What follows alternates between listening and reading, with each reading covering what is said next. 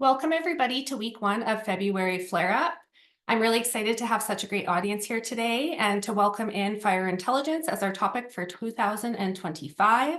So for those of you that are not aware, Canada Wildfire hosts a webinar every month throughout the year. Sometimes we take the summer off if it's really busy for our operational partners. But in February, we've done February Flare Up for the last 4 years. And in February, we host a webinar every Friday for 4 weeks straight, looking at one overarching topic in wildfire from different perspectives and from different groups who work within that topic. So we've looked at topics in the past, including fuels, we've looked at weather and climate, we've looked at remote sensing, and we looked at firefighter health. This year, I'm really excited to have a great group of presenters in for February, including Neal and his team at the BCWS, talking about fire intelligence. So fire intelligence, I think, is a really great and timely topic. We're living in an age of inundation of data and models and numbers and vendors. And I think it's really interesting to be able to dive into it this month and look at what's necessary and what's required. And also, what are other places doing and what can we learn from what they've done in the past and what their future plans are? So in week one, I'm really excited to have Neal McLoughlin joining us from the BC Wildfire Service. Neal is going to be running this session a bit different than our typical webinars. He's going to be running it as an interview panel with 3 members from the BCWS. And so today you won't see a whole lot of me, but you will see a whole lot of Neal and his team within BCWS. With that, I'm going to hand the reins over to Neal so he gets the majority of the time here. Welcome, Neal. Thank you so much for joining us, and I'm really excited to hear this interview panel. Thanks, Karen. It's an honor to be here. Thanks for the invite, and good morning to everyone, wherever you are. I'm joining you today from our Kamloops headquarters on the traditional territory of the Kamloops Secwepemc peoples. Honored to live, work, and play here. Been looking forward to this webinar and in fact, the whole series. And so thanks for joining us this morning. Intelligence. When Karen reached out and said, hey, can you present on this topic? I was a little bit challenged in terms of how I might want to show up. And so we did a bit of brainstorming. But if you don't know what I do, I work in our Predictive Services unit here in BC Wildfire Service. And so we're very much in the business of providing fire behavior predictions and fire growth models and forecasts. And I was hesitant to present on intelligence with that narrow scope. And so as I did a bit of brainstorming with Karen, I really wanted to approach this differently and provide practitioner perspectives. And so the concept being that intelligence is informing something, and that is decision-making in the business of wildfire management. And so if we think about predictive services, as maybe a couple pieces to 100-piece puzzle, where the puzzle is the big picture. And so perhaps my role in the organization is part of the picture, but it's not the whole picture. And so I've invited 3 of my esteemed colleagues in to share their perspectives on intelligence and how that interacts with the decision-making process as they go through in their respective roles during the fire season. So we're going to get into that. I'm going to introduce the speakers in a moment here. We'll get to know them and hear their perspectives. But I want to share a couple things with you before we do and just kind of get us primed up for the topic. And so let me share my screen. This coming up is an image that I've taken from speaker Gary Klein, a PhD, and he's kind of coined this term naturalistic decision-making. And if you haven't heard about it, I'll explain it, but really the picture here is what it's all about. It's the difference between maybe what we would idealistically think decision-making looks like versus what it actually feels like. And it's how people make decisions and perform cognitively complex functions in demanding real-world situations. And that's really the stories we hope to share with you today. And so within the context of wildfire, but not just limited to wildfire, these situations are often marked by limited time, by uncertainty, high stakes, team and organizational constraints, unstable conditions, and varying amounts of experience. And so, you folks might be looking at this diagram and saying, well, hey, Neal, like that's just another day in my office. And that might be true. And if that's the case, I invite you to reflect on this and how your experiences might be similar to those that manage wildfire, and maybe how we can collectively think about intelligence and broaden what that looks like. So anyways, if you're interested in naturalistic decision making, you can look up Gary Klein. He's written several books on it, but that kind of sets the stage. And I think I'll say one more thing about this kind of decision making context. When I kind of look back at the three colleagues I've invited and some of the decisions they make, if you were to put that in another context, say, land management planning or ecosystem planning, those kind of decision processes would probably take at minimum weeks, but likely months or even years to step through. And in our context, we rapidly speed up the clock. We have minutes, hours, or at best days to work through those decisions. And so, that constrained time pressure is a real big factor in our role. And so let's keep that in mind. But I'm going to take down this screen share for a moment. I'm going to bring up a different one. And let's just get you as our audience warmed up a little bit. If you have a mobile device, you can get that out now. And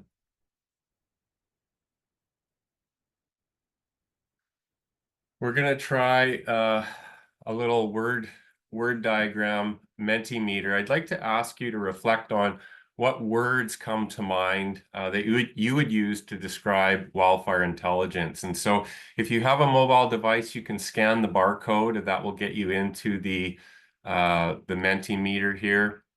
If you don't, you can go to menti.com, and there's a code at the top of the slide that I'm sharing. You can enter that in, and that will get you into the online survey. But give that a go. If it goes sideways, we can do this another method, but I can see we've got some responses coming in already. So I'll give you a minute or two. Add a word that comes to mind when you think about wildfire intelligence.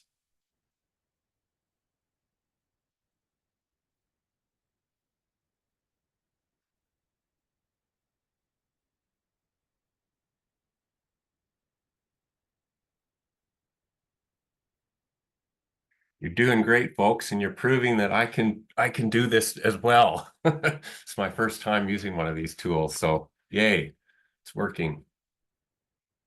I'll give it a little bit more time, and then we'll talk about what we're seeing here.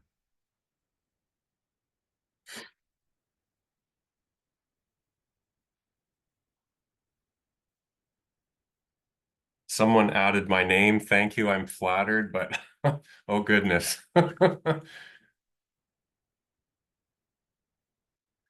All right. You can keep thinking about that. Keep adding a word if something comes to mind, but let's just kind of take in what we're seeing here. So I'm seeing there's a couple things around situational awareness. There's the predictive services pieces that I mentioned. There's data, prediction, modeling. I'm also noticing there's things about decision making in here and scale, observations from the ground, behavioral attributes that I'm seeing in here, and items maybe around making sense of things or assessing risk, parsing out information. There's some complexity components to some of the words here. Understanding, knowledge, foresight, confidence, evolving.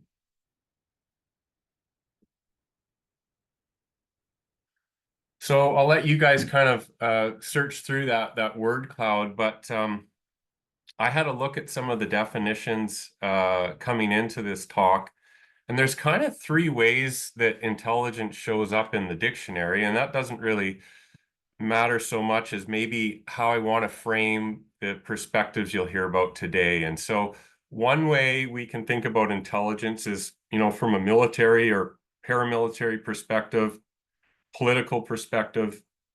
It's information gathering, it's surveillance, it's observation. And so we're definitely seeing aspects of that in the word cloud here.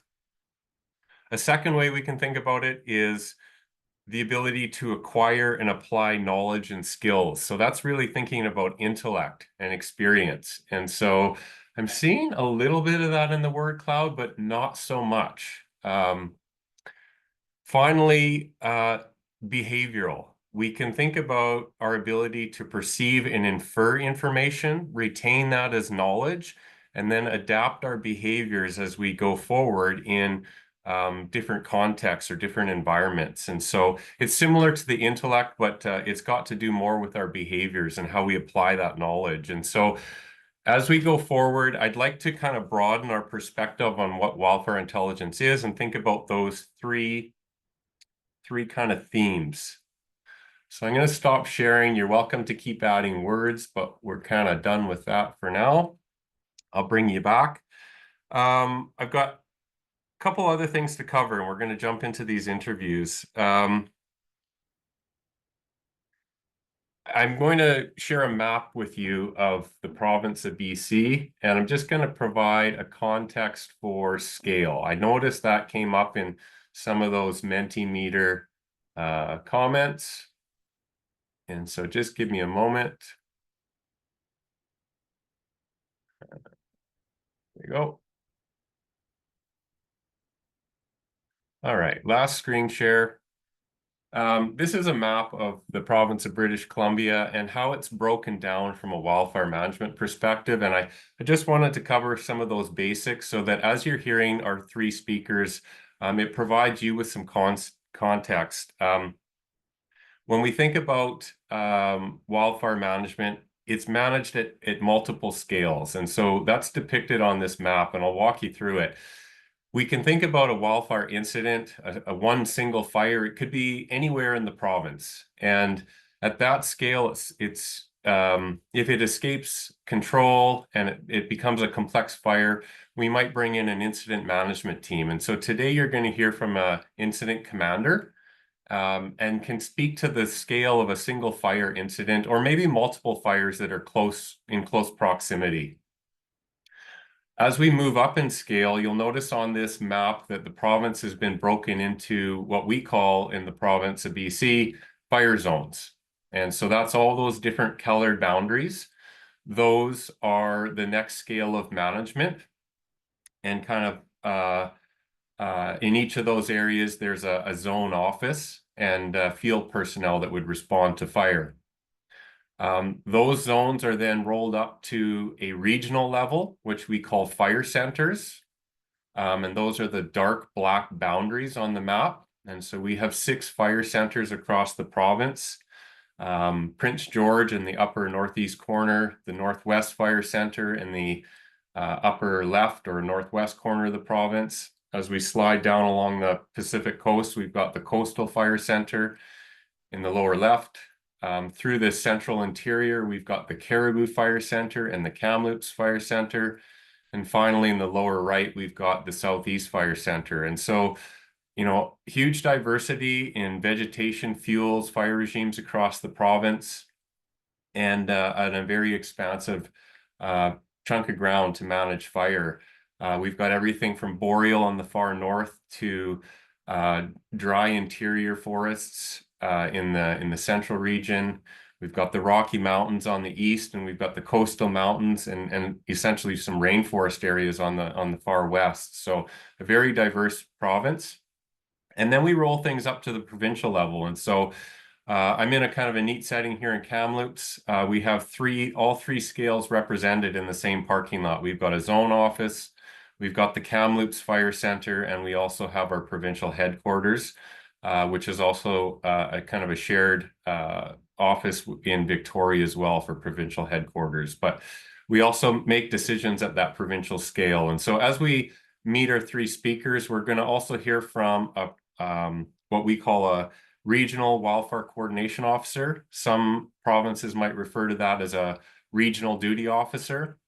And we'll also hear from a provincial wildfire coordination officer, or what other jurisdictions might call a provincial duty officer. And so we're going to move across 3 scales and maybe compare and contrast how intelligence shows up at those different scales. So I'm going to stop sharing and I'm going to introduce our first speaker now, who is Jeff Walsh. So Jeff, if you want to turn your camera on, please, we'll jump into it. So honored to introduce Jeff. He's one of our incident commanders here in the province of BC. And Jeff, I'm going to turn it over to you right away here. If you want to kind of share a little bit about yourself, what you do throughout most of the year, and then otherwise, if you could share a little bit about the role of an incident commander. What is that? What does that role entail? Sure, thanks, Neal, and yeah, appreciate the invite to speak today. And yeah, good morning, everybody. So yeah, my name is Jeff Walsh. I'm an incident commander on IMT number 6 for BC Wildfire Service. Going into my 4th season in that role and 25th fire season, and calling in from Smithers today, Smithers, BC, on the traditional territory of the Wet'suwet'en. My day job, I've been a wildfire officer in the Bulkley Fire Zone for the past 10 years, kind of overseeing, 2 fire attack bases and crew programs and everything that goes along with running a fire zone. But yeah, then been deploying as an incident commander. I came up through the operations and planning sections and have taken on the incident commander role. So year round, there's definitely some workload there. So it's really about maintaining the team. So making sure we have the membership required in those key positions, helping them develop, and just making sure that we're prepared with all the details that need to be in place by the time it's fire season, right? So keeping up to date with any sort of changes, expectations of the program, and the SOPs and SOGs, making sure that we're prepared for that for the season. Then providing insight from the IC, like we're out there front line, so we definitely can inform a lot of some of the change initiatives that are happening in the program. But yeah, then once we're on assignment, so essentially I lead the team. We're brought in to provide that capacity and expertise to take the load off a fire zone and the fire center. So we could be asked to run a zone operations center where we're overseeing that whole geographic area, or potentially a complex of fires, so multiple fires, or certainly maybe just one kind of high profile incident itself. So essentially, yeah, what we always try to do is just bring some order to a complex situation, make a positive difference, respecting the people that are impacted and the land.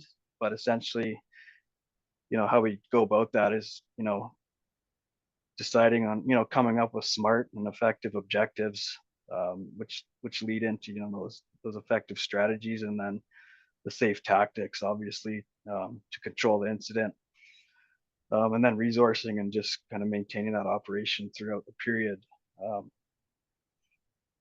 And I think the key role for the IC is really around that relationship piece. So obviously providing leadership to the BC Wildfire Service team, but really the kind of the face of that response when dealing with some of the impacted partners and stakeholders. No, that's great. And so when you refer to you're kind of overseeing the team, you're referring to an incident management team. So you mind maybe a couple words, Jeff, like what is an incident management team and what's its purpose? Sure. Yeah, so an incident management team, like I said, a group of wildland fire professionals. So with all our certain expertise. So my team's anywhere between 15 to 20 people, and we'll have, safety officer, information officers, potentially liaison officers with us. And then going through operations where we have the chief, air and equipment branch directors, and then planning section chiefs with advanced planning support, and then logistics chief with supports there, and then finance. So yeah, just kind of a variety of groups that all have our specialties that are required to make a positive difference on those assignments. Oh, that's great. So thinking about your role, I'm curious, what sources of information are critical and why to be effective in your role as an incident commander? Yeah, I was thinking about this question. I think a good way to frame it is in terms of what source information are critical for me. It's more like, what do I need to answer some critical questions? So every assignment's unique, but I think there's a real foundational kind of list of questions that if you work through, it's going to set you up for success. So I'll go through those questions now. Like I say, every incident's unique, and this is probably an oversimplification, but working through these definitely kind of frames what we need to tease out for information. So like number one, like what is the fire currently doing, or fires, and where is it sitting? So current situational awareness. So field observations, recce's, satellite heat detection, high and low level scans can support us with that. So just where situational awareness and what we currently have. And then what is the fire's potential? So where is it likely to go, and with what intensities? And then, so with that, it's using our fire behavior specialists, which I don't think I listed in my list of resources there, but are tied to the team as well. So using their expertise to produce fire projections, and then identifies potential impact zones where the fire could potentially go. So you have that, and then you're essentially laying that over within that impact zone, like what are the values at risk? So, and also how would they be impacted? Like obviously a structure is going to have a negative impact, but also understanding that there could be some positive fire effects on values as well. So it's starting to get a better understanding of those values at risk and that potential impact zone. And then I think, once you have the values at risk, then you're starting to, you really want to understand like who has a vested interest in those values, or who has authority over those values. So for example, an interface zone, it would be the authority of the local government potentially, or cultural site, vested interest of the local First Nation. So it's using those values to tease out who those critical stakeholders and partners are. And then it's the role of the IC is to make sure that we're reaching out to those folks. So questions like what additional information can they provide to us based on those values to inform our decision making? What critical information do I need to provide to them? And what's an effective way to collaborate? Just making sure we're fostering that collaboration with all those partners and stakeholders there. So it's basically current situational awareness, where the fire is predicted to go, the values at risk, partners and stakeholders that I need to talk to, and then it's the control option. So what can we do to make a difference? Make a difference. So the tactics, and then resourcing the tactics. Can we resource the tactics? So you kind of work through those, and then it starts to tease out the information you need, and you really need to start answering those questions. That's it's interesting. So kind of a couple different thematic pieces of information that are critical for you to do your role. I'm curious, you started to touch on it. If you could speak about how you obtain that information that you need to do your role.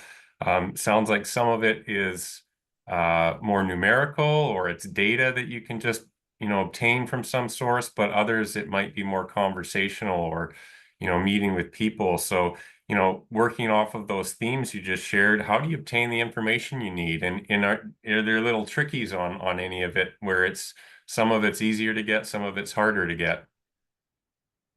Yeah, for sure. It's definitely like you say, there's nuances with all the information you need. But I was thinking about this question a bit, and I think it's maybe important at this point. Just we've been talking about intelligence and information, but injecting some intuition and instinct into the conversation as well. So I think could be slightly cliche, but trust your gut and follow your heart. You follow your heart. Like those have definitely served me. So when we talk about trusting the gut, it's essentially like using that 25 years of experience, thinking about past experiences and how those might relate to the current situation you're in, and then kind of calibrating your brain on how those results, and using that gut to help with some decision making. And then following your heart, it's really around the emotions. So we work with whether it's the emotions of the team or the emotions of the key partners that we're working with. Like there's a lot of messages in those, right? So it's like leverage, like not letting the emotions take over, but certainly harnessing those emotions. And I think they can lead to some good decision making using that. But so yeah, kind of some of the softer information, or sorry, intuition, instinct side. But yeah, in terms of like the hard information we gather, it's really relying on the expertise of the team. So, you know, updates from the field through the operations chain of command, you know, updates to fire perimeters, what the fire behavior is currently doing, values at risk. And then that fire analysis expertise, like when I'm in those dynamic situations where the fire's really moving, I really do like having that F-band kind of pretty close by to help with decision making. You know, then a robust planning section where we're working on advanced plans, which is essentially taking the values at risk and looking at potential fire behavior and coming up with trigger lines and decision points for actions that we need to take based on those conversations with the advanced planning. You know, logistics as well. Like they're always looking for options for how can we house and feed all those resources. So, you know, finance, making sure that, you know, we're cost effective and meeting contract obligations, and, you know, and then again, back to the partners, it's really key, like getting that local knowledge and opening up that two-way communication. So No, that's great. Well, I'm gonna move to Dale, but we'll come back. I think you're starting to point at some interesting stories that you can share when I do come back to you. As I hear you describe that intuition versus maybe more the data and observational intelligence that comes to you. I can only imagine showing up, you know, first on a fire. There's things that are needing to be decided right away, and some of that information is not necessarily available in that first day or two of the fires. So I can imagine there's kind of a time window for some decisions, and you just don't have all of that information available. So looking forward to coming back to you and asking a couple more questions, but we'll move over to Dale. So Dale, if you can bring your camera on, we'll get you introduced to the group here. You bet. Thanks, Neal. So Dale, thankful to have you here today. Again, same question as Jeff. If you don't mind sharing with the group who you are, what you do most of the year, but then I know I've invited you to speak about the Regional Wildfire Coordination Officer role, or what some organizations would refer to as a regional duty officer. So if you don't mind sharing a bit about yourself and what is the role of a Regional Wildfire Coordination Officer? Perfect. Thanks, Neal. And appreciate everyone coming to this session today. Thank you for the invite. My name is Dale Bojahra. I'm a Senior Wildfire Officer Preparedness for Kamloops Fire Center. So that regional office in Kamloops that Neal mentioned earlier. I'll be going into my 31st fire season this year. So I started on the initial attack crew out of the Penticton zone in the Okanagan, and have spent my entire career in the Okanagan, and I continue to work out of the Okanagan Valley, which just still happens to be one of our busiest interface areas in the province. So certainly came up with a healthy dose of fire even in my early years. So it's been exciting. And just changing my base roles as of recently. I used to run one of our local fire zones. So, but currently I help organize and ensure that our fire center is prepared for fire season, which works out well for me because one of my primary roles in fire season is as the Regional Wildfire Coordination Officer. And what is that role? I often ask myself that same question. It's an interesting role. Much the same as Jeff, I lead a team of tremendous people at the regional office. I have, like him, an operations officer, a logistics officer, a plans officer, and so on throughout that whole ICS organization. And our role is to support the response at the local zone level, and also coordinate directly with our incident management team. So when Jeff is out there on the landscape, he's taken a fire off of a zone's plate, they'll report directly into the fire center and myself for that support, and I'll coordinate with that IMT, as well as the 5 fire zones within our region to ensure that we are properly supporting our firefighters, as well as, you know, coordinating that response and making sure that we're hitting the correct priorities. So there's a lot of technical piece behind that, but it's funny. As much as there is that, I'm also a counselor. I'm a cheerleader. I'm a protector. All these roles are very important for my team. So it's a stressful environment. At the end of the day, 95% of what I do is communication. It's communicating, it's transferring that information, making sure it's transmitted correctly, whether it's to the field, up to our managers, or directly up the line to our next speaker, Wayne, at the provincial level, and ensuring we're coordinating across all levels within the organization. I think that's the easiest way to sort of sum up that job. No, I love that. So inviting the audience to kind of pay attention as we move through these scales, but you've outlined it really well. You're kind of working at a level above the incident command. You're kind of a little bit removed from the field, but very much a part of preparedness and some of the regional operations that are going on. So I'm curious, what sources of information are critical to your role and why? Could I just say everything? No, so it's a silly answer, but it's also, we go into the shift. Obviously, you're gaining that situational awareness, and you'll see a lot of repeating patterns here, I think, as we speak, because we're all looking for similar things. So creating that situational awareness. Where are we at? What's on the landscape? What do we currently have in front of us? What resourcing do we have now and in the future?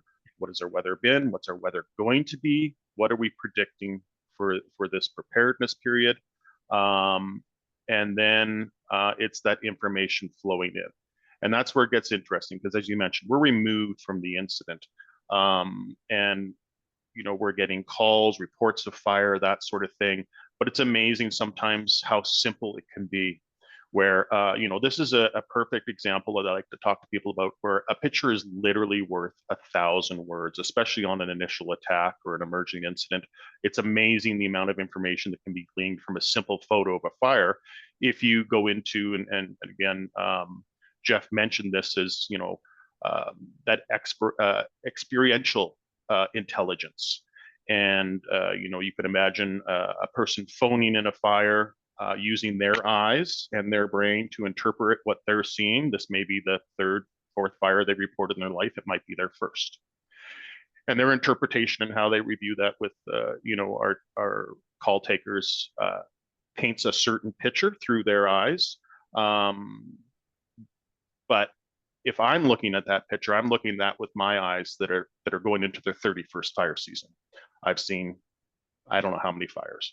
And so being able to apply that experience to that same piece of intelligence can vastly change, what you're going to do with that piece. And sometimes it can come from even other sources. I know in prep for this, Neal, I relayed a story to you where we start to use some of the new technology, these common operating platforms, where we're seeing staff in the field take photos of a fire line, maybe for their own purposes. And then if I have access to that, and in this particular case, we're looking at an operation on a cross-border fire down at the US border. Crews were wanting to do a certain action along the flank near the US border. We were uncertain where things were on the US side, because that's just the nature of things on a cross-border incident. Sometimes that intelligence can be a little sketchy. Simply going in through this common operating platform, you're able to grab a few photos. You're actually able to, essentially go to now a mapping platform, draw where the perimeter was, within the last 30 minutes as documented by people in the field, and quickly determine that, a particular option actually would leave those folks at risk because they were likely to be outflanked by the fire and possibly entrapped. And again, that's where a simple picture on a simple common operating platform, we can have all the science in the world, but a simple photograph sometimes is just so critical for us. And we've developed those over the years, especially prior to some of this technology, webcams in our fire center, because we are a populous center. We frequently utilize webcams to get, and we can often get live shots of our incidents, and it's just tremendous compared to verbal updates, very clinical updates. Much different situations. So the sources of information out there are just incredible, whether they're people like yourself in our program, they're providing those science-based, our software, but there's also lots of publicly available tools out there in the ether as well that we try to maximize their use as well. Yeah, it's really interesting hearing you share that, because I think you're starting to kind of outline that broader definition of intelligence. I'm hearing aspects of surveillance, observation. I'm hearing aspects of, you know, intellectual ability and experience over time, and then that pattern recognition and being able to adapt and apply an action or behavior based on the context that you're familiar with because of that past experience. So that's really interesting. I'm curious, like, given that you've outlined a broader kind of notion of intelligence in your role, how do you obtain the information you need? You obviously reference like a picture's worth 1,000 words. I think that's fairly straightforward, but you know, there's other things you mentioned there. So how do you get what you need in your role? You have to rely on your team, certainly, and that expertise out there. You have to be aware of all the sources and be able to sort of collate and digest those as they come in, and because that's part of the other piece.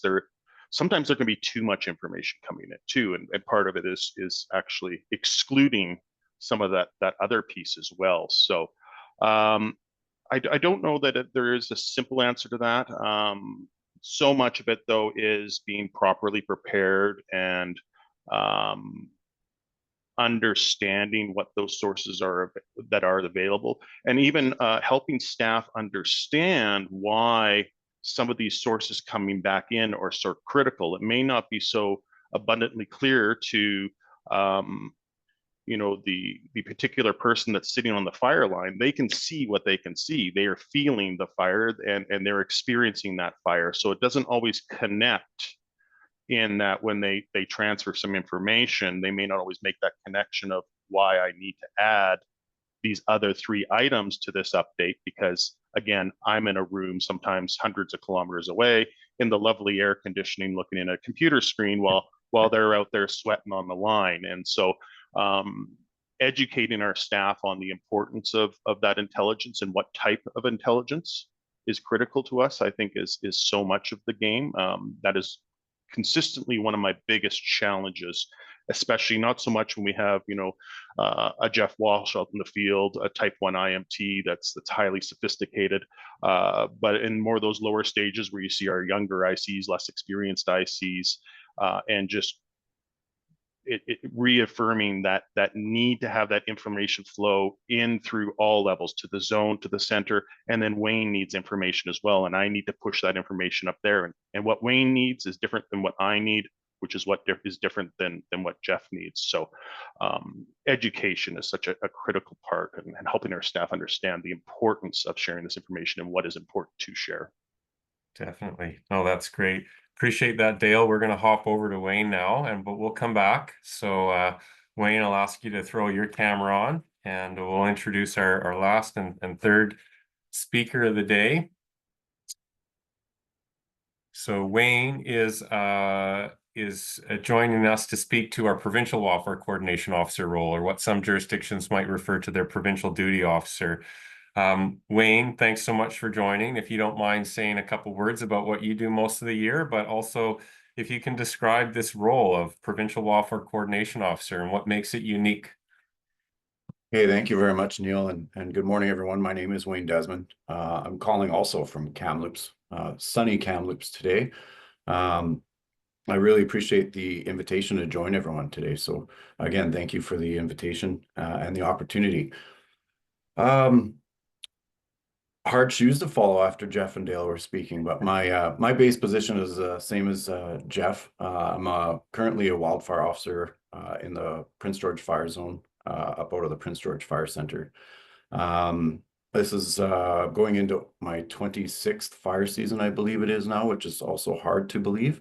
And a lot of the questions that we've discussed here and have been asked, it's been interesting to try and reflect on how do we get to some of our decision making. So my base position as a wildfire officer, I lead a team of 82 terrific individuals who have a a combined goal to work very hard and have a lot of fun fighting fire, if I could boil it down. And within that, there's the training, the preparedness, there's all the elements of having our local fire zone ready to respond to wildfire invested in there. So to move on to what is the role of the PWCO, or the Provincial Wildfire Coordination Officer, it is quite complex. And essentially we are leading, as a PWCO, we are leading a team of individuals within the Provincial Coordination Center to support the efforts of the 6 regions. So as Dale is representing the regional wildfire coordination officers, there's 5 others on each given week. And then we're also trying to work with our incident management teams before they are assigned. Before Jeff is assigned to an incident, they have a direct reporting relationship to the PWCO. And before we can see an assignment coming, sometimes they may need to bolster up their roster, or they may need to shift some of the resources. Some of that is preparedness prior to deployment, is making sure they have adequate resourcing to go into an incident and effectively manage it on the onset of their deployment. So the PWCO, we're not just dealing with sustained action or large scale incidents and supporting those efforts across the province. We're also trying to have an outlook for what we may be expecting for initial attack responses, and making sure that we have adequate resourcing in the right areas and of the province, so we can mount an effective response to try and basically prohibit or reduce the effects of unwanted wildfire in those areas, and support the regions and the zones in their response. And that takes a fair bit of gathering of intelligence, I guess rolling the chicken bones, if you will. And as both Jeff and Dale mentioned, there's following your gut or intuition or the years of experience, and trying to find those aha moments in your own memory, but also working with so many other colleagues at a variety of levels in the organization, but also within the coordination center. On top of that, the PWCO is really, we really are asked to work a lot with our neighboring agencies and partners, as well as with CIFC, Canadian Interagency Forest Fire Center, to work with respect to what our needs are, but also, if able, what are we able to offer other agencies that are needing some support or additional resourcing.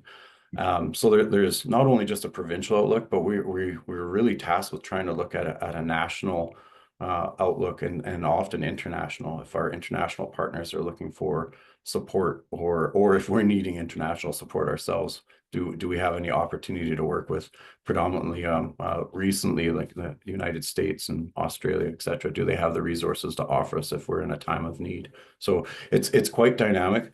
And to put it, I guess, essentially we're even further removed from incident. So it's you're working in the bunker. So it's a bit different. We're really looking at forecasting and utilizing many forms of intelligence to try and make effective decisions to respond to our fires and support the regions. Well, thanks, Wayne. So really getting the sense that at this scale, it's a lot more about provincial and interagency coordination. It's about resource allocation. It's the big picture. I'm curious, at this scale, what are those sources of information that are critical to you? You've mentioned a couple. You're thinking long range forecasts. You're thinking big picture. But like, what do you grab? What do you try to bring together to inform your decisions? Can I just say what Dale said? Everything.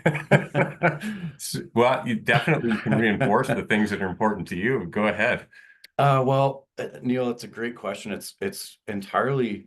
I think everybody who occupies the PWCO role probably has a few of their own tricks of the trade as well. But a lot of it is like right now, it's February in the province, so it's February everywhere. But it's, we're starting to look at the snow pillows and what is the snowpack indicating.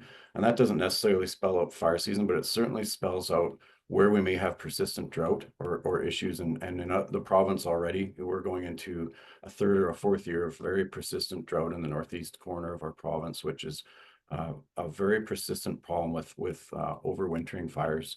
So we're trying to analyze and prepare for what kind of response do we need to maybe forecast for before we're even responding. So for myself, I'm starting to look a lot at what is the seasonal outlook? What are we starting to look at for precipitation amounts heading into spring? And then what is the forecast as we arrive in spring for spring precipitation amounts? What is the weather really starting to look at? As you and I talked about a few years ago, that the strength of the El Nino building into 2023 was a very predominant factor that we had to really start to prepare and brace ourselves for. So, you know, there's the strong data, there's looking at our fire weather system, and trying to garnish a lot of the information from the CFF DRS system and what kind of fire behavior indices do we have sitting in a particular region, or more recently we're seeing similar conditions from the south to the north persisting at the same time, which historically we would see our fire seasons kind of progress region to region. So you could almost predict where we would be moving resources or where we would be having challenges. And more recently, we're starting to see that happen in 4 of 6 centers or all 6 centers at the same time. And that's quite a challenge. So one element that is very important is having conversations, like Dale mentioned, communications, you know, speaking with colleagues around the province before we're going into the role, but certainly having those conversations with the Dales and the Jeffs, the incident commanders, the regional wildfire coordination officers, folks from our predictive services unit on what are they seeing for the data, what information is being relayed back to them from the field or from the zones, is very important to start to try and basically draw a picture. And the one challenge with the provincial wildfire coordination officer role is, excuse me, is we're not looking typically at 2 to 3 days out. Like when I'm in the role, my week was already spoken for. We're really trying to support with what the now needs are from regions and the incidents as they come to us, but also really look at what is going to happen 3 to 5 to 6 weeks out, and then really forecast how are we going to be contending with those issues as they arise. So the information flow is a lot of discussion. So a social experience-based conversation with many elements and many people around the organization, but it's also looking at the data, it's weighing the numbers, it's looking at what is the outlook, and then you try to make an artsy science-based decision on how are we going to progress. And as we all know, resources are quite finite, so it's trying to now weigh out how do we make that next decision on who's getting the next finite resource if everyone's asking for the one that's left. So it can be quite complicated at times. Yeah, you've touched on the next question I was wanting to ask you, but I'll just offer if there's anything more you wanted to add. I was curious about how you obtain the information you need. And so I'm hearing from you that it's very conversational. There's this social aspect. I imagine you're working with your weather forecasts and predictive services around that long range seasonal outlook. But you also mentioned something that was, interesting. You said, every PWCO maybe has their own tricks up their sleeve. There might be indicators that they're watching for, or of signals, patterns that kind of jump out. I'm curious if there's any trick up your sleeve you want to share with, like, are you paying attention to something like, initial attack performance, or does air tanker observation or success, provide anything? You mentioned weather indices. Like, is there a pattern or something that, gets the hair on the back of your neck raised that you would pay particular attention to in what's to come in the next 2 to 4 weeks? I think a bit of everything actually that you listed. Like as a provincial wildfire coordination officer, we're inherently tied to the provincial air tanker center. So through my week we do get assigned for a 1-week stint typically, or a 1-week schedule as the PWCO. Often I've been asked to perform or stay in that role longer at a time, but we work really inherently with the provincial air tanker center, and we have a tremendous opportunity to gain a lot of information from those first images that an air attack officer will see overhead. So before I'm even going down to participate in the role in the coordination center, often I'll start kind of working with the current PWCO to get some information on what they've been experiencing. But also with the air tanker center, we'll have a conversation with the air tanker coordinator and just find out how effective has retardant been. What are they seeing on the ground? Are the crews being consistently challenged in one place or another? Like, is there any observations that the air attack officers are having? And I think being able to put that together, plus those conversations with the regional wildfire coordination officers on how are they making out with not only existing fires, but new and emerging incidents out on the landscape, really helps to drive how we start to forecast what our potential challenges may be, not just for the week or weeks to come, but it could be months.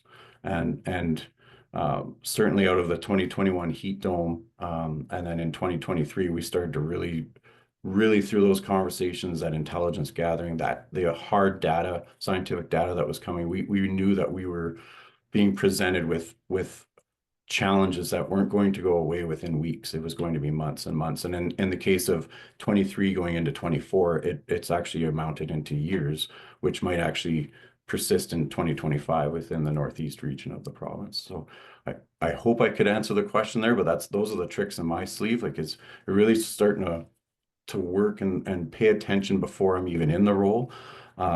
And then I do have the factors. I have a base number of weather stations around the province that I pay a particular attention to. They're kind of my red flag weather stations. And if we're hitting certain trends or certain indices persistently in some of those locations, you kind of know that it's giving an indicator. The conditions are giving us an indicator that the season may be a challenge, or the season is starting earlier, or etc. So, oh, that's great. Thanks, Wayne. All right. So just for participants, we're going to circle back to Jeff. So I'll ask Jeff if you can bring your camera up now. We're going to do one more round of questions, and then we'll bring it over to the participants if you want to interact with our panel here today. But I want to circle back to Jeff, and we'll do one more round of questions here. And so, Jeff, we kind of left off. You introduced your role as an incident commander, shared a little bit about where you get information, how it informs decisions. You had said something earlier when we were chatting around sometimes you can get too much information. And so I'm curious if you've ever been in a situation where you were overwhelmed with too much information, and if you could share that story with us. Sure. Yeah, absolutely. I don't think it's necessarily, like, kind of going back to what Dale and Wayne said, they would take all the information they could get. And that would be the same, but there's certainly times when it's not necessarily just the too much information. It's just you don't necessarily have the capacity to process it all and in the time constraints that we're running into. So certainly on emerging fires or when we're the first team in, it's pretty dynamic and you have to start making some decisions pretty quickly. So some fires that come to mind, we were the first team into Fort Nelson this spring, where we had a new start, which had a pretty impressive run right towards town, where we were initiating evacuation orders on our first day in command. Or the Shetland Creek fire this later in the summer, similar idea where there was evacuation orders being placed kind of upon our arrival. Or last season, Donnie Creek, in our 2 weeks, we saw over 200,000 hectares worth of fire growth. So yeah, rapidly emerging or first team in, definitely more complexities with processing that information. So it's really about understanding that and getting those resource requests in. So if it's about that working with partners piece, if I don't have the opportunity to work with them as closely as would have liked because of other priorities, it's getting a liaison officer to help me with that, or it's bolstering the planning section. So when we can be reviewing the current values layers that we have, and then being through that cooperation discussions with those partners that I talked about earlier, when they're starting to provide additional values information, we could actually take that into a product that we develop, an advanced planning product that really guides their decision making. So obviously the quality of the information we get is key, But in terms of too much, it's really just comes down to making sure you get the resources that you think you need to process that all. Yeah, no, that's really interesting insight. So, you know, sometimes fire doesn't wait, right? We have to make this quick decisions in terms of the response, but recognizing that it takes time to work through information, make sense of it. And so there's this kind of this tension or this balance between intuitive decision making versus informed decision making with information and conversations, right? So interesting. Thinking about fire, I mean, there's the intelligence we need, but recognizing public is more and more interested around what's going on with wildfire. It's in the media a lot more recently. I'm curious, who commonly seeks information from you and what are they requesting from you? Sure.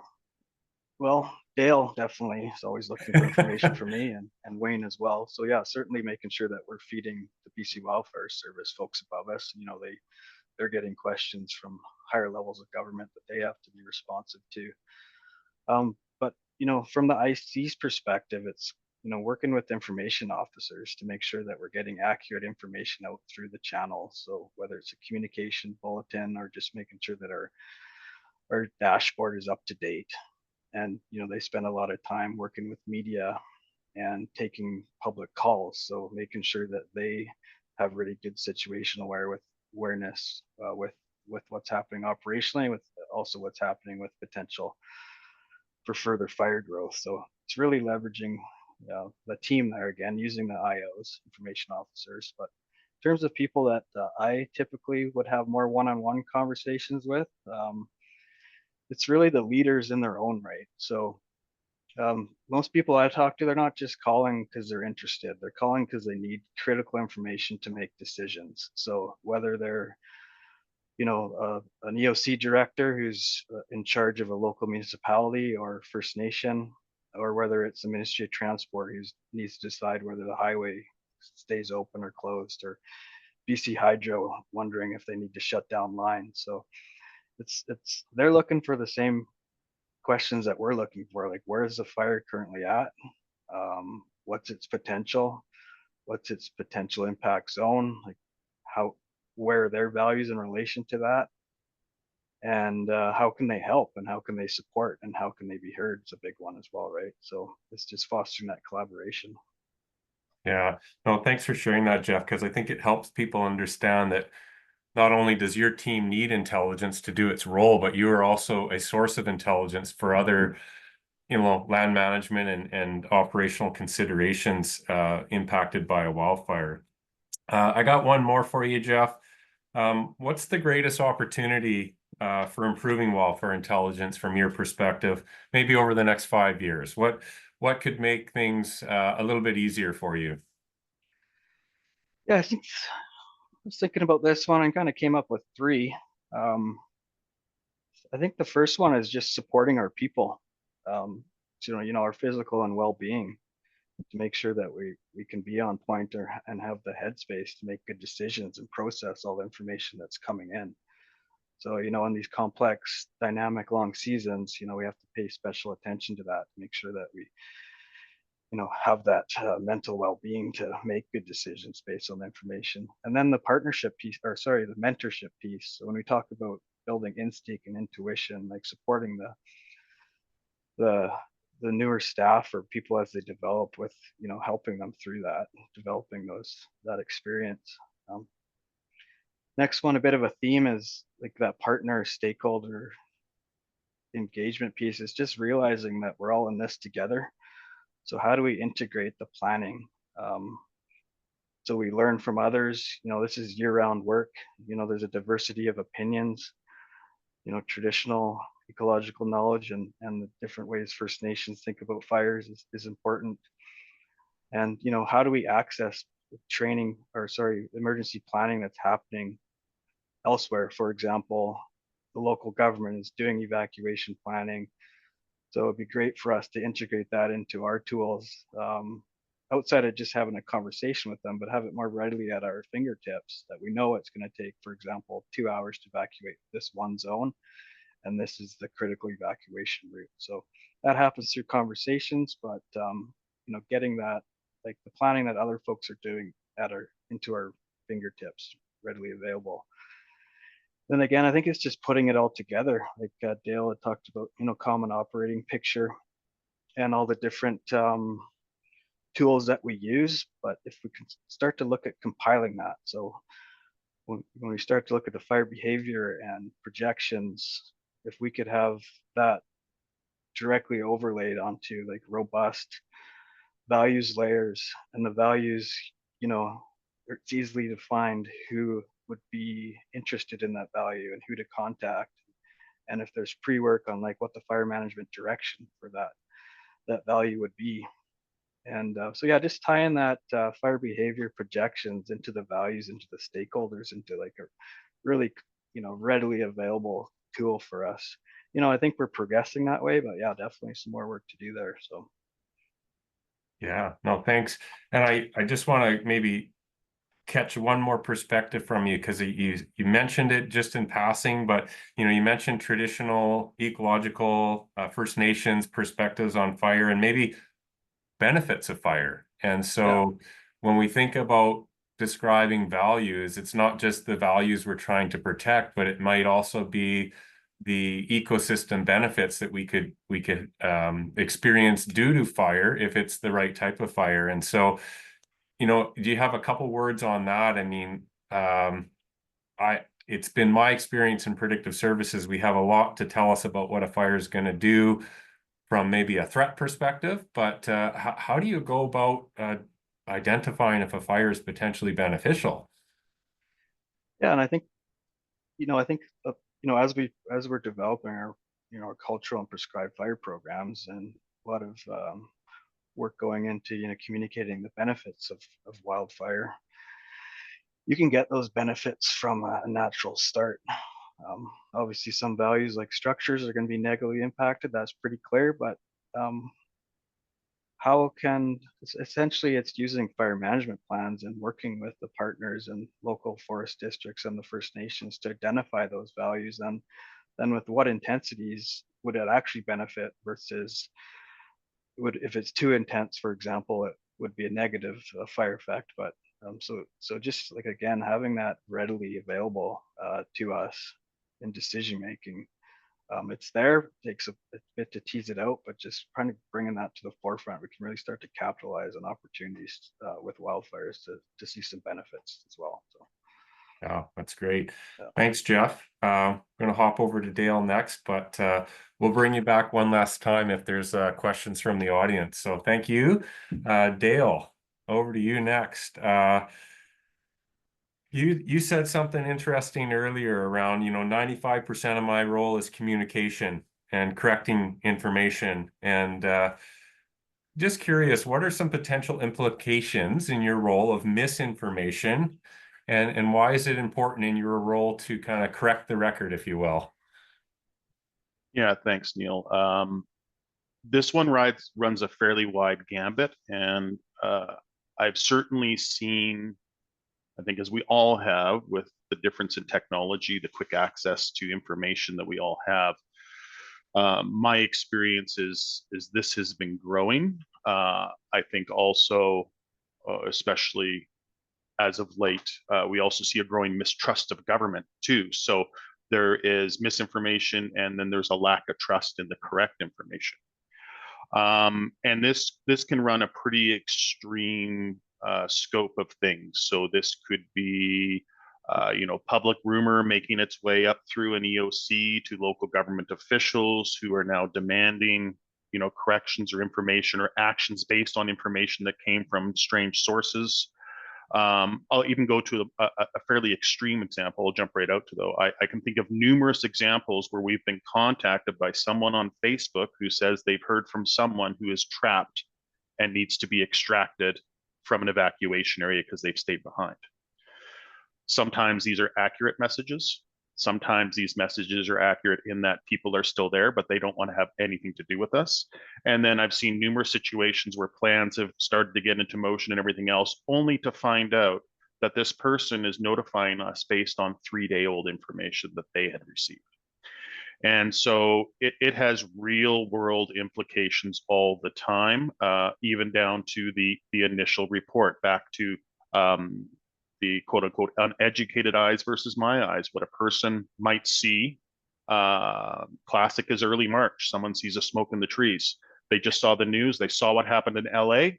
Oh my God, my whole town's going to burn down in the next 3 hours. Whereas I know there is absolutely zero risk from this fire. It is absolutely impossible. But if that person has the wherewithal to be loud enough, especially if they're connected to other influential folks, you still might find yourself adjusting your operations to now compensate for whether it might be public pressure, political pressure, all that sort of thing. So misinformation is just, it is becoming a big problem in our business, and it is eroding the trust that the public has in us. I think that's one of the most critical pieces that I've seen, is it is really eroding the trust that the public has in us as an organization. When I started, it's almost as if we were the golden children of government, right? We were the heroes, and everything was wonderful. We always had that support.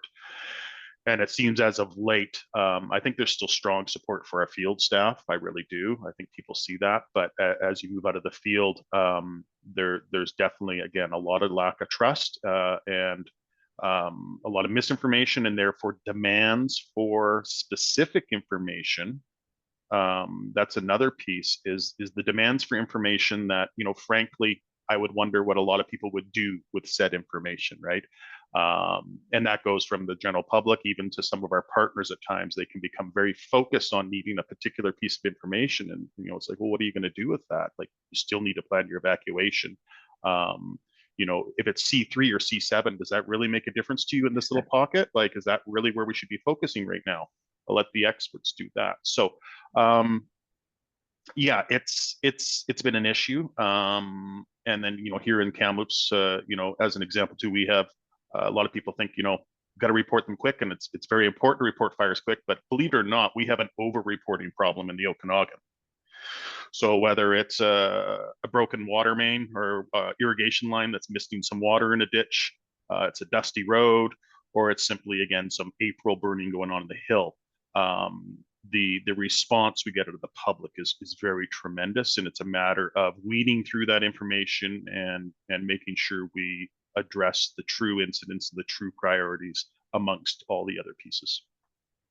Oh, thank you for that, Dale. The other thing I was curious about, you painted this broader definition of intelligence, and this balance between experience, intuition, as well as, data and information. I'm just curious, tell me about this relationship between experience and intelligence. Yeah, and I think Jeff hit it on earlier there. I think one of the key pieces, especially where the experience comes in, and you heard Jeff mention, and this is one of the critical pieces for me, it's not the fire that we're fighting right now. It's the fire that we're going to have this afternoon. It's deciding at noon who you need to evacuate out of a municipality so you're not doing it in the middle of the night. And you have to make that decision ahead of the prime burn window at times. And so that's where you really have to start to rely on that experience. And we are seeing our fire growth modeling really improving, and really happy to see that. And I expect that to support us more. But again, so much of that is making decisions, and that's, again, making decisions based on that experience. If you've lived it before, you have a much better chance of kind of predicting what's going to happen in the future. Because the other piece of our business is, so much of it is alignment of the variables. And so you never have a clear picture until it happens. I have to prepare our fire center to respond to the fires we have and the fires we're going to have. I know from our fire weather indices and everything else what type of fire we generally can see. But I don't know, is this fire going to be on 100% slope that's heavily fueled, inaccessible, and no water? Or is it going to be in a light grassy flat field next to a roadway and a hydrant? So all these things, and does the slope and the wind align? This alignment of the variables is really critical in our business, and it's where we really see those home run fires kind of get going. We can know it's going to be a bad fire day, but where is it going to be a bad fire day? Who's it going to hit? So you have to make those calls with that lack of experience. I'll use an example of I think most people heard about the McDougall Creek fire from a few years back here that was very impactful in Kelowna, Jumper Lake, and all that. We knew you told us, Neal, we had a big cold front coming in, and we talked about that at length. And so we knew we're going to have a problem. And so, I talked to our local fire department problems, and I said, I don't know where we're going to have a problem, but we're going to have a severe problem in the next 24 to 48 hours. And so I'm asking you guys to put your program together and be prepared for a major event. Again, I don't know if it's this little McDougall thing we got on the hill currently, or is it going to be a tree on a power line? But where does that all come from? Yes, you were telling us, but if you haven't been through one of these events before, can you really visualize, a true cold front passage and the chaos that brings to our existing and new fires, the goofy things that happen, those weird trees on power lines, those silly things, they can be easily missed if you don't have that experience, and you really have to draw on that and fill in the pieces. And again, likewise, when working with the local government, I need you to bring out 15,000 people from your community. But that fire is only 40 hectares and it's still 2 kilometers away, still a kilometer and a half away. Yes, but it's 10 in the morning and we've got a cold front coming at 3. That is not the fire we're going to have this afternoon, and getting people to visualize that. So, so that's where I think that experience really comes in. You really have to fill in those gaps and help paint the picture for those people in the field that maybe haven't experienced it before. Oh, that's great. So last question for you, Dale. What's the greatest opportunity you see in the next 5 years for improving wildfire intelligence? What would help you in your role? I'm going to say 3 things primarily. I mean, there is more, but technology. I see and have watched the advancement in technology throughout my career. From the days we used to pack a compass to now we have a GPS to now we have the satellite maps, everything else.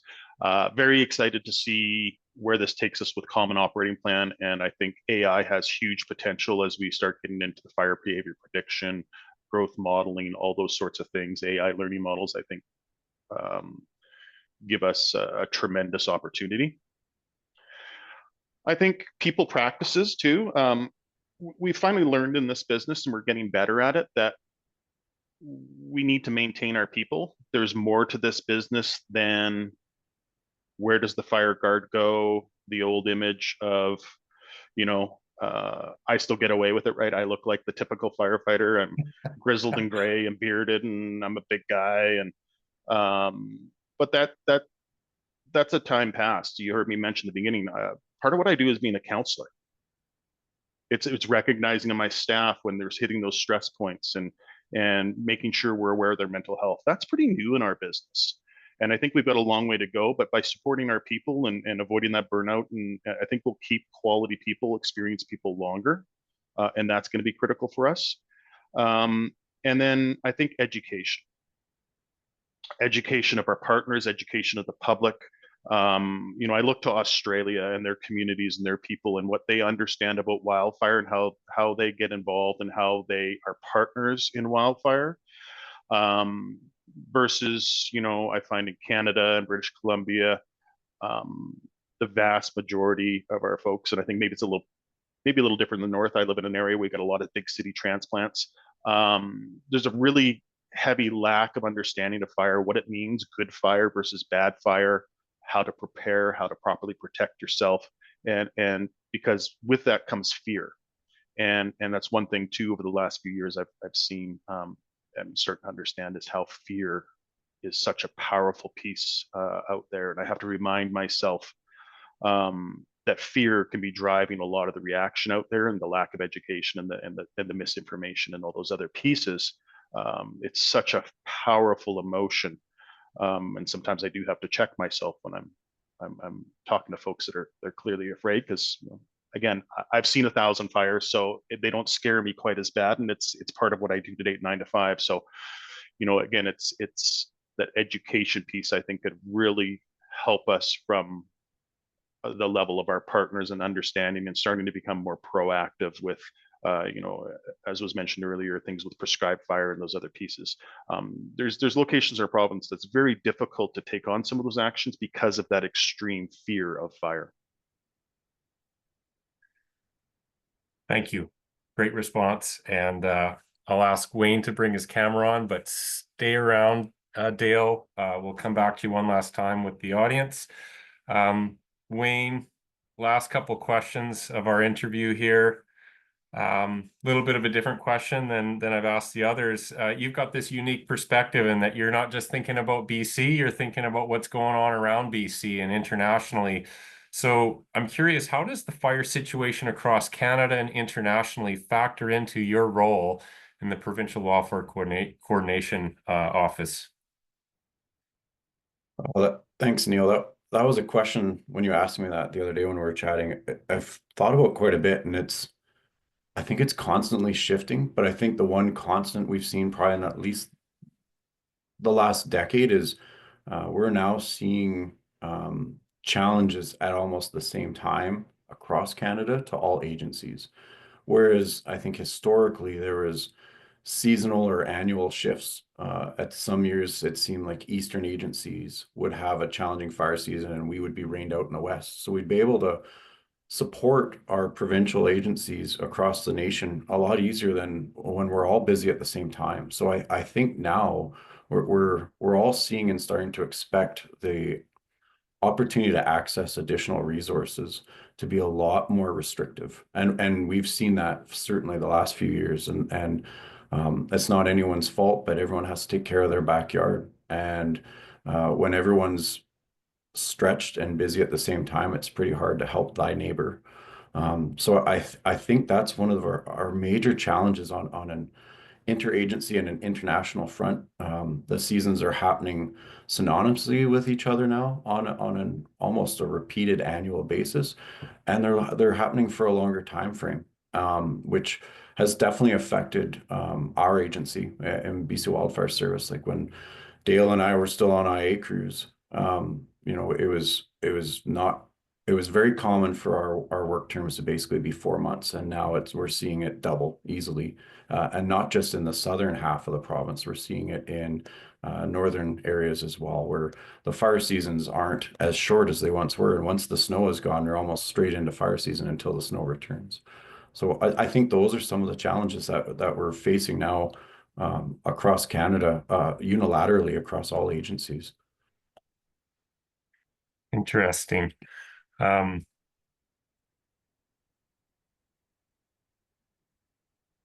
Dale was mentioning, I asked Dale around this kind of experience piece, right? What's this relationship between experience and intelligence?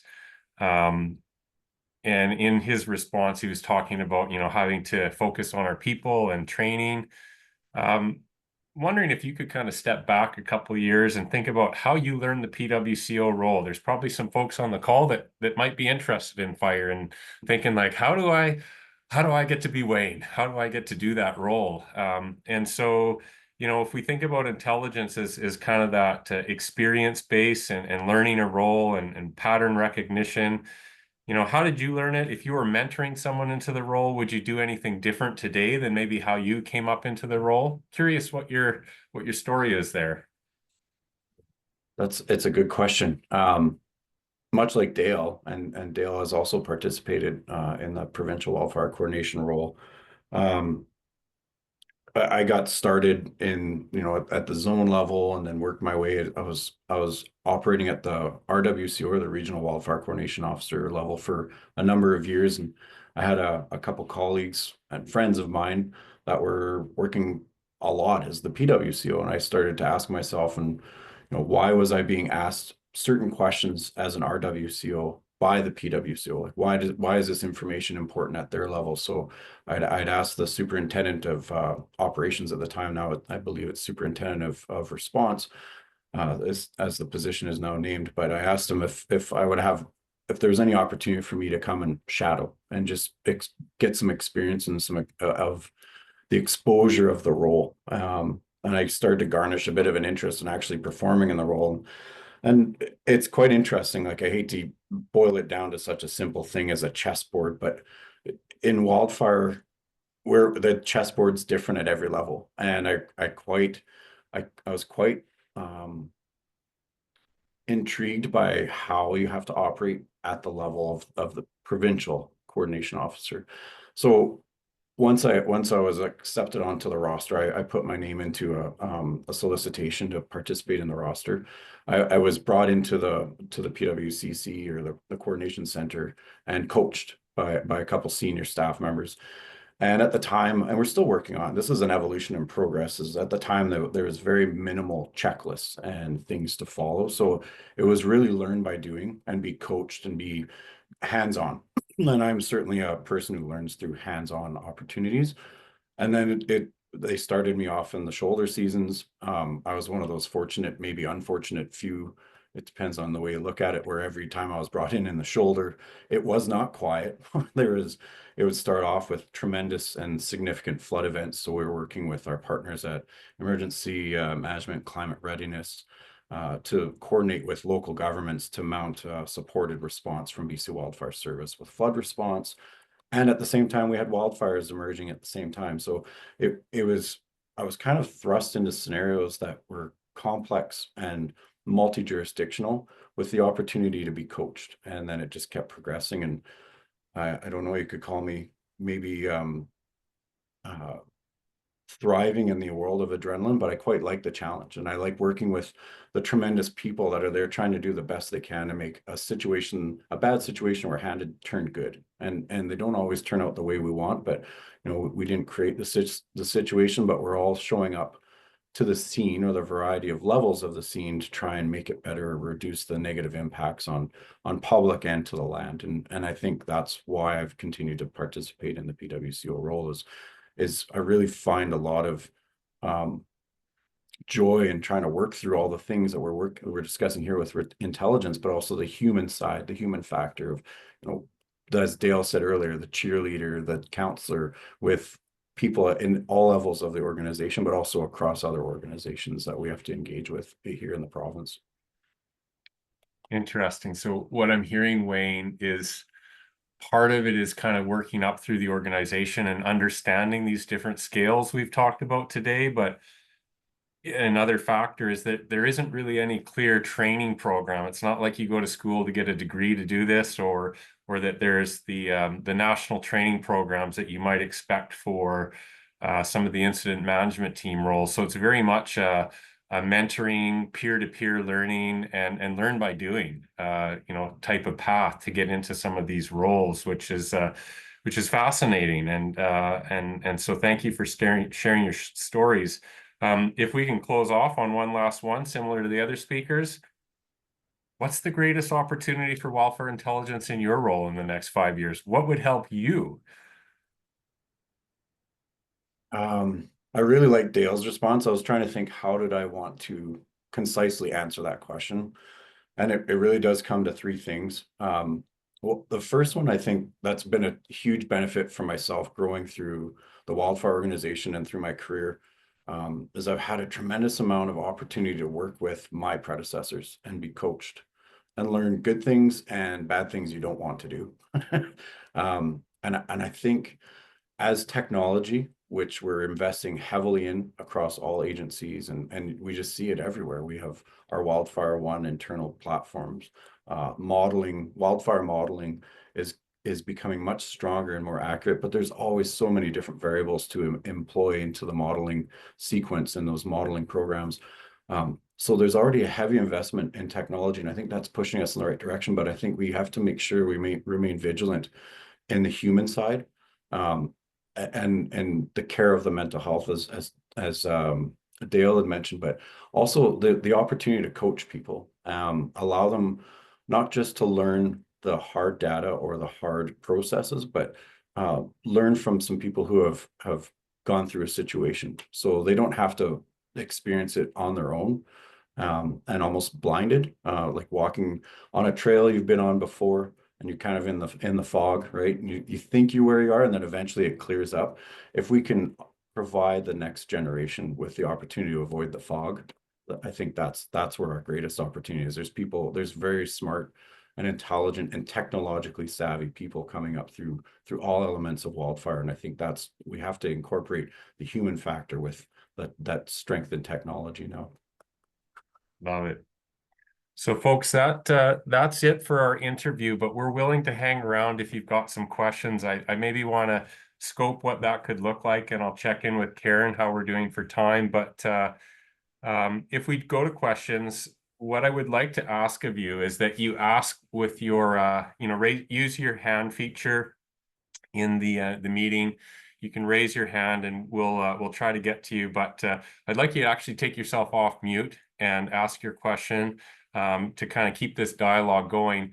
When you do, if you could just kind of introduce who you are, maybe one thing that you took away from the call today, and then you can ask your question. And if you'd like to direct it to one of our speakers, you can do so. But before we go to questions, I'll just check in with Karen. How are we doing? We got time for maybe 10 or 15 minutes of questions.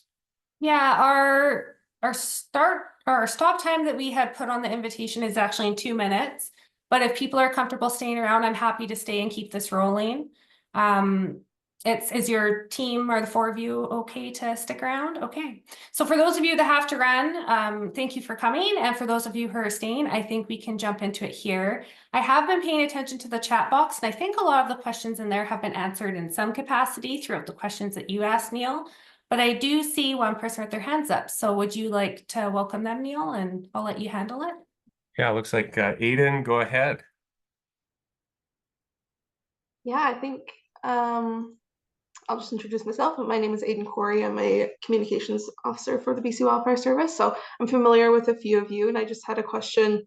In my experience with the organization, I'm often the one feeding that information up to leadership. So you've all spoken about how important that kind of information flow is and in your respective roles. And I'm curious if any of you have any strategies as a leader in these challenging situations, how you ground yourself and help yourself prioritize and communicate to your staff or provide guidance to those below you that you lead with all that information coming in at the same time. Maybe we'll go to Jeff first, if you've got a response. Sure, yeah. Hi, Aiden. How you doing? Good to see you. Yeah, it's definitely a challenge, but I think it's about setting up daily routines within the team. So I know I like to start the morning with checking in with the ops folks to see if there's any updates from the night operations or anything unexpected, which kind of sets you up, and talking with the fire behavior specialist in the morning to get kind of a sense of what the weather's going to look like, and have a look at the latest runs and the models. And that kind of leads into the command meeting for me, where it's a check-in with the team, kind of on that softer side, just to make sure everyone's doing well and we're feeling like we're pulling in the same direction. But yeah, an opportunity for the team members to kind of voice any concerns they have or questions they need answered, with really trying to foster that full team kind of cooperation. And then, yeah, working with information officers, it's impressing the importance on the ops chief to make sure that they're keeping the information officers up to date, so that you can feed that you get the accurate information out. Because, as you know, using the wrong name of a creek could create quite a bit of a worry, right? If it's geographic areas aren't listed correctly, right? So yeah, just making sure that ops chiefs are working closely with IOs, and then IOs are, part of the planning meeting, so that they're getting that situational awareness there, and then part of the operations meeting. And then for me, it's keeping those information officers close to where I'm sitting as well. So I'm getting the sense of the questions they're getting from the public, and anything that I know would be relevant to them. Is just making sure that we always have that good working relationship. Kind of how I would summarize that one. Thanks, Jeff. Dale, anything to add for Aiden's question there? Yeah, everything that Jeff just said, and then I think, again, this is where the experience really comes in. As you go through these cycles, you start to recognize the little tidbits of information that may seem inconsequential, but will be very important down the line. The little things like, yeah, you name the fire after a city once, you'll never do it again because you see the issues that happen, and Aiden will make sure she tells me about it.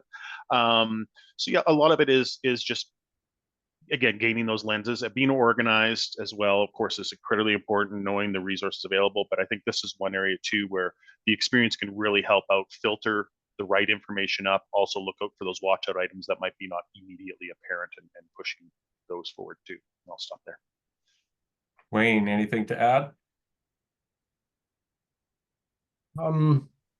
What they said, plus I think like from a provincial lens, there's so many filters from the incident level, regional level with regards to the information sharing, that from the provincial lens, we want to make sure that we're supporting that messaging and that information flow with kind of that 30 to 50,000 foot level for the province. So it's providing the right information, but we're not getting into the real major details that are better firsthand information sourced at the incident or within the region. So I think it's just managing, as Jeff said, like there's routine, there's priorities, is making sure you're gaining the right information and sharing out the accurate information that helps to educate not only the public, but also internally in the organization at the right time.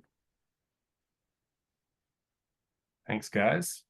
Any other questions? I'll watch your hands. I received one that I've been asked to pose. So there's a question regarding if anyone sees a role of drones in the future fire seasons. Does BCWS plan on using drones, and if so, in what capacity? I'll leave it to any of the three speakers if you guys want to grab that. I imagine you each have your own perspectives on it, but over to you guys. Dale, I see your camera's off, so go ahead. Yeah, I figure I'd just pop in here. So yeah, we do currently use drones. At this point, we use them quite a bit for infrared scanning overnight. We use them on a number of fuels management projects. We're starting to see our response officers use them more, some of them anyways. They're trained pilots where you can go out and use them to ideally locate a fire. So I do expect that to still increase. Certainly, it's always a balance too. I think there's some fear that, obviously we've seen in LA, the public drones and that whole aspect of it, it can be a big hindrance, but we've been embracing it for a number of years, and I would only expect it to expand as the technology continues to expand with it. So great tools. Thanks, Dale. Oleg, I see you've got your hand up. Go ahead. Hi, Neal. It's great to see you again. It's many years like I seen your presentation in person. So right now I'm an ecosystem forester with Forest Management Division in Northwest Territories, and my previous position was wildfire scientist with fire operations in Northwest Territories, and I also have many years in operational firefighting back in Europe. So my question is, do you feel as incident commander in incident commander roles, do we need better wildfire behavior predictions during extreme fire events in drought years? Because in my personal experience, I had many underpredicted like events, and that last firestorm in Northwest Territories during August 13, 2023 events was mispredicted, underpredicted, and people and firefighters were not aware of real danger. I never seen like this before.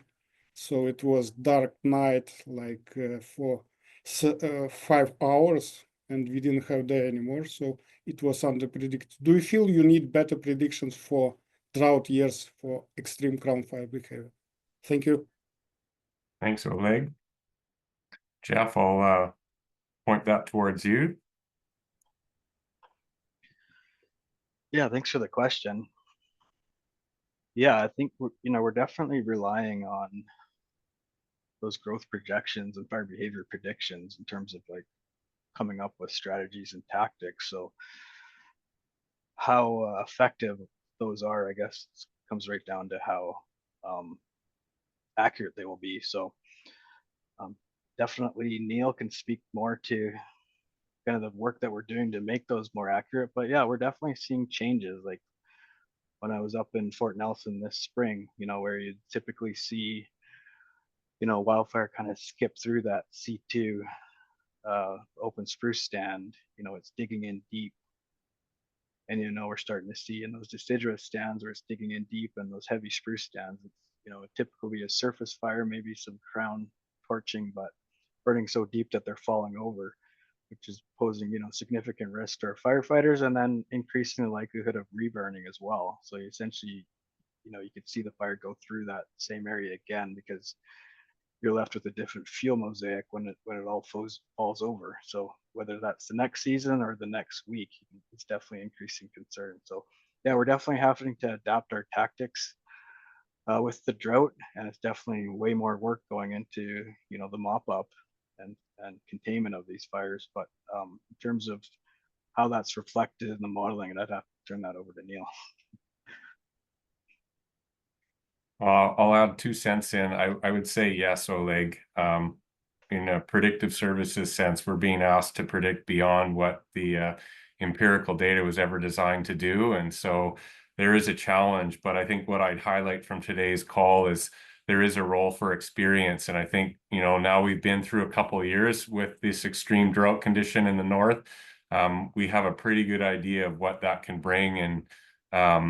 And so that experience can help us anticipate what's to come and inform those predictions. And so we don't rely on models to tell us what's going to happen exclusively. There's the model, and then there's the interpretation of it and our situational awareness and what we're observing. So kind of bringing those two together. But are there opportunities to improve our predictive tools? Absolutely.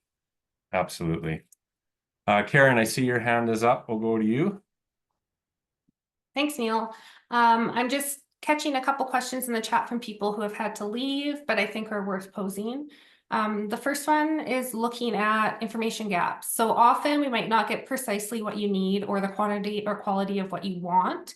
How in your various capacities do you deal with information gaps? And do you have any knowledge to pass on to up and coming next generation people?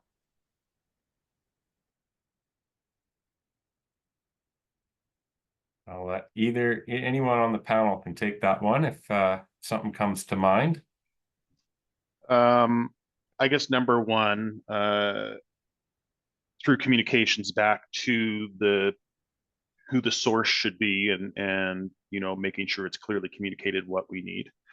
I think there are alternative sources that we can seek out to get that intelligence. As I mentioned earlier, the usage of webcams and other technology that might not be sort of internal to gain that situational awareness, photos that have been taken within the recent past that allows you to kind of observe maybe the information you're not receiving. And then barring anything else, as we've talked about a lot, it's the experience has to fill in the gap. At that point, after you've sought out those other sources, the only thing that's left is your experience, or seeking out an experienced peer to say, hey, I'm dealing with this. Hey, Wayne, this is what I've got going right now. Have you ever dealt with this before? Because this one's new for me. And seeking out that other experience in the field. So. Thanks, Dale. Wayne, I know you and I kind of chatted a little bit about this before. Thinking about the iterative nature of decision making, that it's not one and done, that you can kind of go back. And so I don't know if you have anything to say, but I recall we were talking about that there's opportunity to course correct, right? Agreed. And following in after Dale's comments, like it is often phoning or having that conversation with a peer if you're not 100% certain. Sometimes we do have to go with that experience based or that gut feeling, but you only have 60 or 70%, maybe even less, of true data that would help inform your decision. time isn't always on our side, so you have to make a decision and often be prepared to be humble in accepting that you need to make a course correction, or you'll find, or there'll be an update in the hard data, or an update in observed information that comes in, and then you can make an adjustment. Sometimes on the fly, and sometimes that adjustment has to be in a future operational period. But I think you always have to leave room for course correction, because the data is so fluid, or the information coming into those who are making decisions is so fluid at times. You have to accept you need to make adjustments.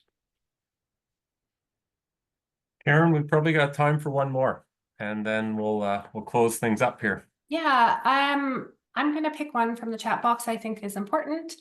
How important are wildfire case studies to you or not? Is this something that we only look at when we do the specialist course, or are you finding that there's value looking at training up our next generation and building up that experience, those file folders of experience, even if they're not direct experience?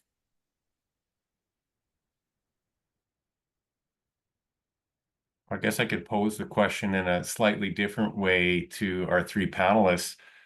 Did case studies influence your learning, or how you kind of shown up in your role? Have they been beneficial to you, or is this kind of a new question in terms of what's possible for you? Yeah, for me, certainly, case studies as part of some of the 490 training and some of that hard skills training is always interesting to go through and definitely provides insight. But I find a lot of value in like the Wildfire Lessons Learned Center from the US, or some of the YouTube videos that you can find around, whether it's an IC talking about their experience, or a case study from a fire that's gone not as they had planned. I get a lot out of those, and yeah, for sure, it's like that mentorship, maybe not from someone in person, but you can glean things from some of those videos, case studies, and yeah, create those mental slides in a different way than experiencing it firsthand. So absolutely. Yeah, and I think that I like your answer, Wayne, because it's kind of highlighting like our traditional way of thinking of case studies is kind of unpacking what did the fire do, what was the weather, what was the fire behavior. But in essence, what you're watching in some of those videos is, what did the team do? How did the team respond? How did they work together through a difficult situation? And those are really important case studies that are worth sharing as well, right? Absolutely, yeah. The human factors piece and decision making. Yep. Dale, Wayne, anything to add on case studies? I mean, yeah, certainly. I mean, there's always value in reading those. I think certainly the more closer down it is to our level, sometimes they can become quite huge and maybe above where we operate from. But there's always value to look back at these and learn from others' experiences. Yeah, it's just simply put that there's always value in that.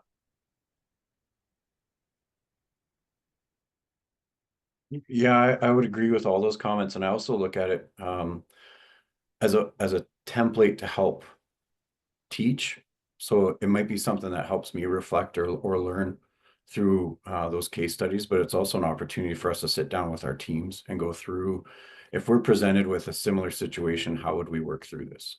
And not just in the operational sense, what would be some of the behavioral stressors that this type of situation would present to us, and how would we try to recognize for those stressors and manage through that time?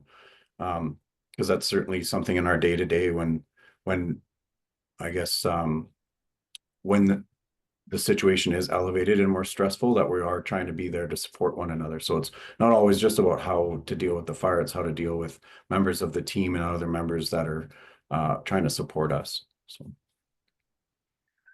I'm chuckling, Wayne, because I'm thinking about my case study would be, so you're rostered in advanced planning and you see Wayne is rostered the same week as you.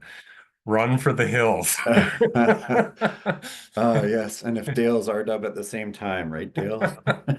Right. You know it, Wayne.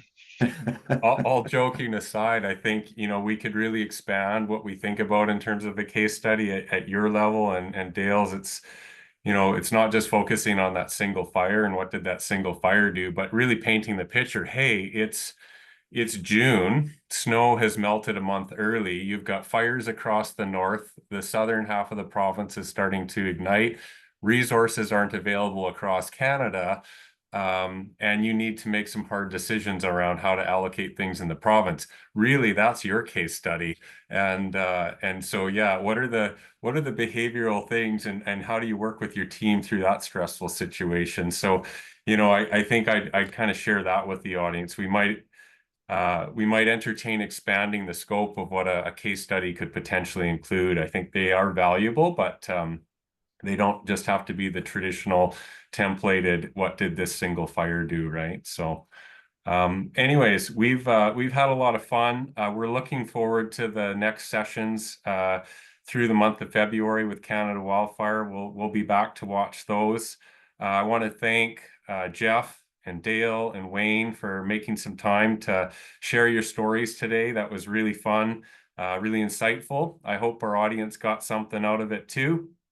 I want to thank Karen and Canada Wildfire for inviting us to speak today and being the first out of the gate on this series. It's always fun to kind of reflect as we're heading into another fire season. So thank you, Karen and company. I will turn it over to you, Karen, to close. Thank you, Neal. And thank you, Wayne, Jeff, and Dale for joining us. You laid a really awesome foundation, and I think you grounded the entire session. It's really easy to take a topic like fire intelligence and have people who don't necessarily know what actually happens in an office, an area office, a duty office, whatever you call it in your area. They hear the term fire intelligence or they think about critical decision making. And I think maybe Hollywood has ruined this for us, where they think of like a NASA command center and you've got 100 different pop-ups of screens and it's this really advanced technological, artificial intelligence driven process. And it was great to have you all here to ground us and realize it's people. At the heart of it all, it is people making these decisions. And like you allude to many times, under time pressure,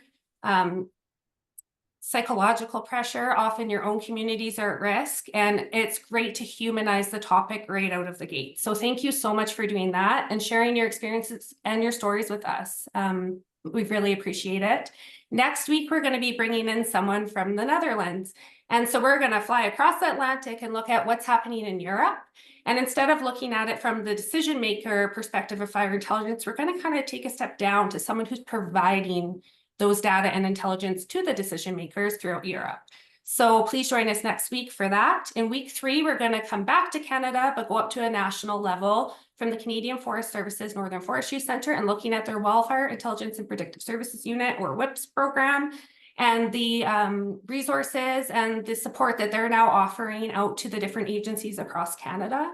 And then in week 4, we're going to take a different perspective and look at the decision maker as a human again, and look at the psychological side or the social sciences side of critical decision making. And I think it's going to tie really nicely into what we talked about today. Those things like fear. How does fear change the way we make decisions? How does reading the news change the way we make decisions?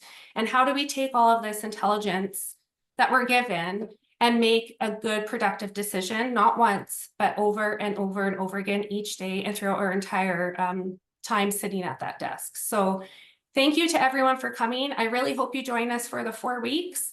Thank you to our speakers and presenters. Have a wonderful weekend, and we'll see you all next Friday at 9:30 Mountain, 8:30 Pacific. Bye, everyone.